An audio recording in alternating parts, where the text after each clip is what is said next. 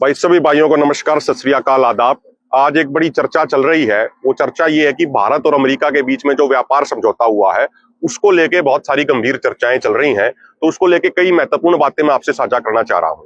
पहली बात तो ये कि जिस तरीके की भाषा अमेरिका के राष्ट्रपति डोनाल्ड ट्रंप और वहां की एग्रीकल्चर सेक्रेटरी ब्रूक रॉलिंस ने अपने ट्वीट में लिखी हैं, और जो बातें कही हैं ब्रूक रॉलिंस ने कि भाई अमेरिका के एग्रीकल्चर प्रोडक्ट्स को एक बहुत बड़ा मार्केट मिल गया है भारत के मार्केट के तौर पे, और अब अमेरिका का ट्रेड डेफिसिट है वो कम हो जाएगा, और अमेरिका के किसान बिल्कुल झूम रहे हैं और अमेरिका को अमेरिका फर्स्ट बनाने की पॉलिसी की तरफ आगे बढ़ रहे हैं। और दूसरी तरफ हमारे यहाँ की सरकार है वो चुप्पी बनाए बैठी है। तो उससे बहुत सारी गंभीर चिंताएं जन्म ले रही हैं, और ऐसा लग रहा है कि जैसे भारत की सरकार पूरे तरीके से अमेरिकी सरकार के सामने झुक गई है।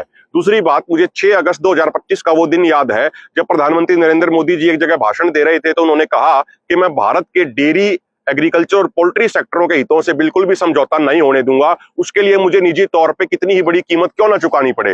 लेकिन उसके 5 महीने बाद जो आज स्थिति बन गई है, उससे एक चीज बिल्कुल क्लियर कट नजर आ रही है कि उनकी करनी और कथनी में जमीन आसमान का अंतर है।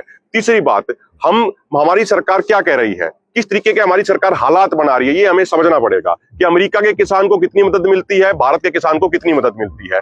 अभी अगर मैं दिसंबर 2025 की बात करूं तो वहां पे फार्मर्स ब्रिज असिस्टेंस प्रोग्राम के तहत अमेरिका की सरकार ने अमेरिकी किसानों को क्रॉप लॉस के नाम पे 12 बिलियन US डॉलर यानी लगभग 1 लाख करोड़ रुपए का डायरेक्ट कैश ट्रांसफर कर दिया। और अगर आप साल की टोटल बात करोगे तो अमेरिका के किसान को एवरेज 80 लाख रुपए की सब्सिडी मिलती है। वहीं दूसरी तरफ अगर हम भारत के किसान की बात करें तो भारत के किसान को डायरेक्ट इनडायरेक्ट टोटल मिला के लगभग 14,500 रुपए की सब्सिडी मिलती है। तो अमेरिका के किसान का मुकाबला भारत के किसान से नहीं किया जा सकता, अमेरिका के किसान को भारत के किसान से कंपेयर नहीं किया जा सकता। भारत में जो एवरेज लैंड होल्डिंग है वो 1.25 हेक्टेयर की है, अमेरिका में लगभग 444 हेक्टेयर की एवरेज लैंड होल्डिंग है। वहां पे जितने भी डेयरी फार्म्स हैं, एक किसान के पास 1,500 से 2,500 वहां पे दुधारू पशु हैं। हमारे यहाँ पे किसानों के पास 1-1, 2-2 दुधारू पशु हैं। तो कैसे हम अमेरिका के किसानों का मुकाबला करेंगे। इसके अलावा एक और जो महत्वपूर्ण बात है साथियों, भारत को दुनिया का सबसे बड़ा लोकतांत्रिक देश कहा जाता है, लेकिन दुनिया के सबसे बड़े लोकतांत्रिक देश की सरकार बिल्कुल अलोकतांत्रिक तरीके से समझौता कर रही है।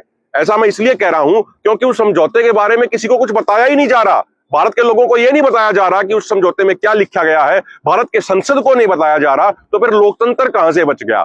और सबसे महत्वपूर्ण और आखिरी बात यह है कि प्रधानमंत्री जी बार बार कहते हैं कि भाई आत्मनिर्भर भारत बनाएंगे, स्वदेशी का नारा वो बार बार देते हैं, लेकिन अगर बाहर से आने वाले एग्रीकल्चर प्रोडक्ट पे इंपोर्ट ड्यूटी 0 कर दी जाएगी या कम कर दी जाएगी और वहीं से एग्रीकल्चर प्रोडक्ट आने लग जाएंगे, तो फिर कैसे भारत आत्मनिर्भर बनेगा जी, फिर कैसे स्वदेशी का नारा सफल हो पाएगा। तो किसानों के मन में बहुत सारी गंभीर चिंताएं हैं और किसान बहुत चिंतित हैं जो पिछले 1-2 दिनों में ये डेवलपमेंट हुई है। भारत सरकार को पहले तो पिक्चर क्लियर करनी चाहिए, उस एग्रीमेंट में क्या हुआ है क्या नहीं हुआ है वो देश के लोगों के सामने रखना चाहिए। और हम ये बात बिल्कुल क्लियर कर देना चाहते हैं हमारे फोरम संयुक्त किसान मोर्चा गैर राजनीतिक की तरफ से, हमारे कन्वीनर आदरणीय जगजीत सिंह डल्लेवाल जी और को कन्वीनर कुरबुरु शांता कुमार जी की तरफ से कि अगर किसानों के हितों के साथ कोई समझौता करने का प्रयास किया गया तो किसान चुप बिल्कुल भी नहीं बैठेंगे, किसान सड़कों पर उतर के आंदोलन करने से बिल्कुल कोई गुरेज नहीं करेंगे। बहुत बहुत धन्यवाद।